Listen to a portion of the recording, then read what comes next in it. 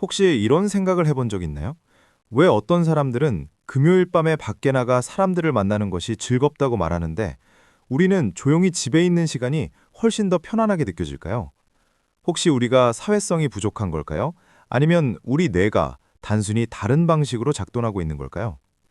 우리가 집을 좋아하는 이유, 정말 문제일까요?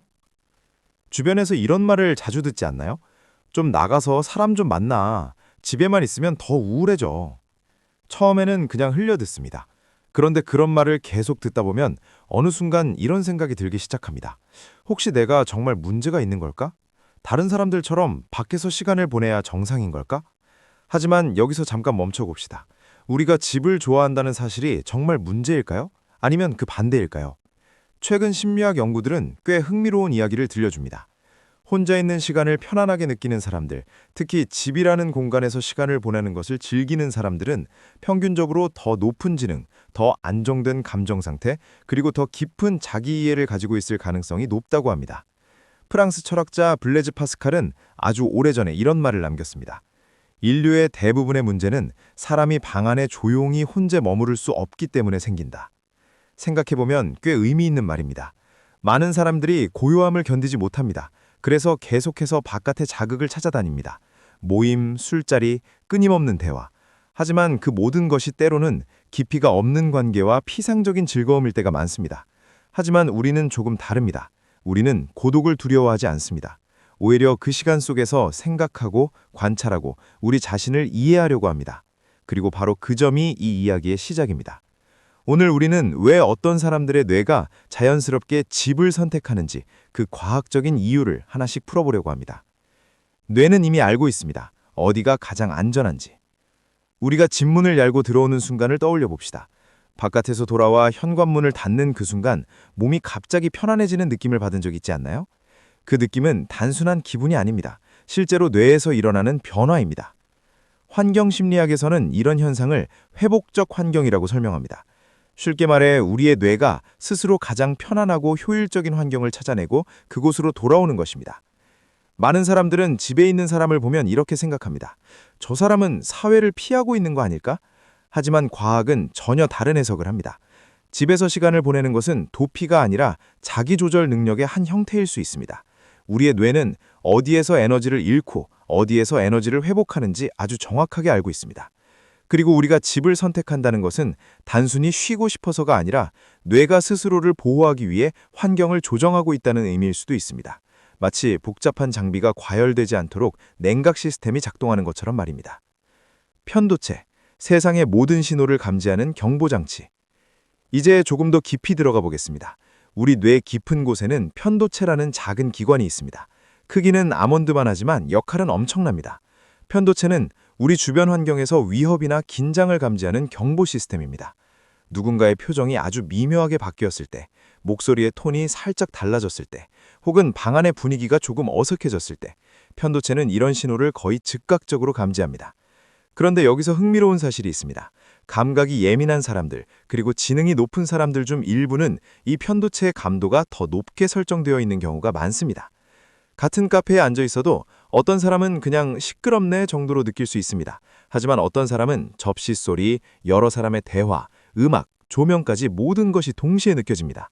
결과적으로 뇌는 훨씬 더 많은 정보를 처리해야 합니다.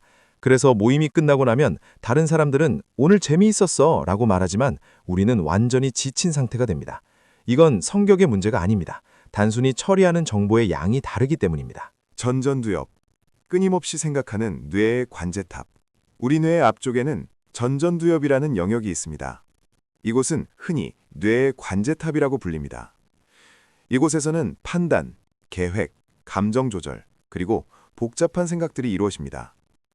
연구에 따르면 혼자 있는 시간을 즐기는 사람들은 이 전전두엽의 활동이 평균보다 더 높은 경우가 많다고 합니다. 쉽게 말해 우리는 가만히 쉬고 있는 것처럼 보일 때도 뇌는 계속 작동하고 있습니다. 생각하고 분석하고 의미를 찾고 있습니다. 그래서 이런 비유가 꽤 잘 맞습니다. 보통 사람의 뇌가 일반 카메라라면 우리의 뇌는 8K 시네마 카메라와 비슷합니다. 화질은 훨씬 더 선명합니다. 하지만 파일의 용량도 훨씬 큽니다. 사람들이 많은 공간에 가면 우리의 뇌는 모든 것을 초고화질로 기록합니다. 사람들의 말, 표정, 분위기, 심지어 조명의 색까지. 그래서 결국 저장 공간이 금방 가득 차게 됩니다. 그리고 그때 필요한 것이 바로 집이라는 공간입니다. 집은 단순한 쉼터가 아니라 집중의 공간입니다. 밖에서 보면 우리는 그냥 집에 있는 사람처럼 보일 수 있습니다. 하지만 실제로 집안에서 어떤 일이 일어나고 있는지는 다른 사람들이 잘 모릅니다. 우리는 책을 읽고 있을 수도 있습니다. 어떤 아이디어를 깊이 생각하고 있을 수도 있습니다. 혹은 조용히 무언가를 만들고 있을 수도 있습니다. 심리학에서는 이런 상태를 플로우라고 부릅니다.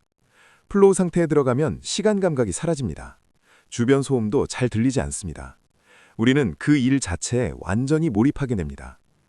흥미로운 사실은 이 상태에 들어가기 위해서는 한 가지 조건이 필요하다는 것입니다. 방해받지 않는 환경. 누군가 계속 말을 걸거나 주변이 시끄럽다면 플로우 상태에 들어가는 것은 거의 불가능합니다. 그래서 역사적으로 많은 창작자와 과학자들이 고독한 시간을 필요로 했던 것입니다. 집에서 보내는 시간은 단순한 휴식이 아니라 깊은 몰입의 공간일 수 있습니다. 조용한 평화의 가치를 아는 사람들. 우리는 살면서 한 번쯤 깨닫게 됩니다. 인간관계가 때로는 가장 큰 스트레스가 될 수 있다는 것을 말입니다. 뒤에서 험담하는 관계, 항상 불만을 털어놓는 사람들, 만나고 나면 며칠 동안 회복이 필요한 관계들. 이런 경험을 몇 번 겪고 나면 우리는 자연스럽게 한 가지를 배우게 됩니다. 바로 경계를 세우는 능력입니다. 흥미롭게도 심리학 연구에서는 이 경계 설정 능력이 높은 사람들이 오히려 더 정신적으로 건강한 경우가 많다고 합니다. 조용한 저녁, 따뜻한 차 한 잔, 좋아하는 음악. 어떤 사람들에게는 이것이 지루해 보일 수 있습니다. 하지만 우리에게는 그것이 자유입니다. 그리고 연구에 따르면 이런 고요한 시간을 보내는 동안 스트레스 호르몬인 코르티솔 수치가 실제로 감소하는 것으로 나타났습니다. 몸과 마음이 동시에 회복되는 순간입니다. 높은 지능과 혼자 있는 시간의 관계.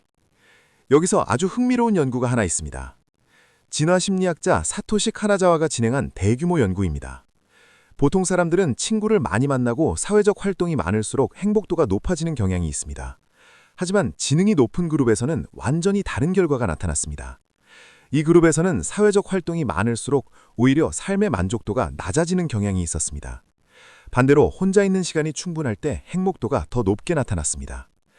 연구팀은 그 이유를 이렇게 설명합니다. 지능이 높은 사람들은 장기적인 목표와 깊은 생각에 더 집중하는 경향이 있습니다. 그래서 목적 없는 사회적 자극은 오히려 방해 요소로 느껴질 수 있습니다. 쉽게 말해 우리의 뇌는 순간적인 즐거움보다 깊이 있는 의미를 더 중요하게 여기는 경향이 있는 것입니다. 마지막으로 우리가 기억해야 할 것. 그래서 이제 이 질문으로 돌아가 봅시다. 우리가 집을 좋아하는 이유는 정말 사회성이 부족해서일까요? 아니면 단순히 우리의 뇌가 다른 방식으로 작동하고 있기 때문일까요? 어쩌면 우리는 세상의 소음 속에서도 우리만의 주파수를 지키고 있는 사람들일지도 모릅니다. 그리고 그 주파수는 고쳐야 할 것이 아니라 지켜야 할 것일지도 모릅니다. 오늘 밤 잠들기 전에 잠깐 불을 끄고 조용히 앉아보세요. 그리고 스스로에게 이렇게 말해보세요. 나는 문제가 아니라 나는 나에게 맞는 세상을 만들어가고 있는 중이다. 그리고 혹시 이 영상을 보면서 이거 내 이야기인데? 라는 생각이 들었다면 댓글에 한 줄만 남겨주세요. 여러분이 집에서 가장 좋아하는 시간은 언제인가요? 어쩌면 그 한 줄의 댓글이 같은 주파수를 가진 누군가에게 큰 위로가 될지도 모릅니다.